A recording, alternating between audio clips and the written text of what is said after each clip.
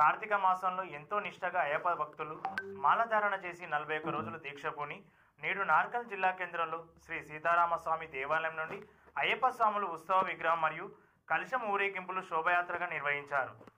శ్రీ ధర్మశాస్త్ర అయ్యప్ప స్వామి మహాపడిపూజ కార్యక్రమంలో భాగంగా నేడు నార్కల్ జిల్లా కేంద్రంలో స్వామివారి ఆభరణాలు ఊరేగింపును ఘనంగా నిర్వహించారు. పట్టణ పూరి వీధుల గుండా మేళతాళాలు కోలాటలతో స్వామివారి ఆభరణాలను ఊరేగించారు. ఈ కార్యక్రమంలో ఆలయ కమిటీ అధ్యక్షులు కందూరు తిరుపతయ్య, ప్రధాన అర్చకులు విజయశాస్త్రి, కోశాధికారి చంద్రశేఖర్, ఆలయ కమిటీ సభ్యులు మరియు అన్నదాన కమిటీ సభ్యులు, ఆయా సన్నిధుల గురుస్వాములు, కన్యస్వాములు, అయ్యప్ప స్వామి భక్తులు అధిక సంఖ్యలో పాల్గొన్నారు.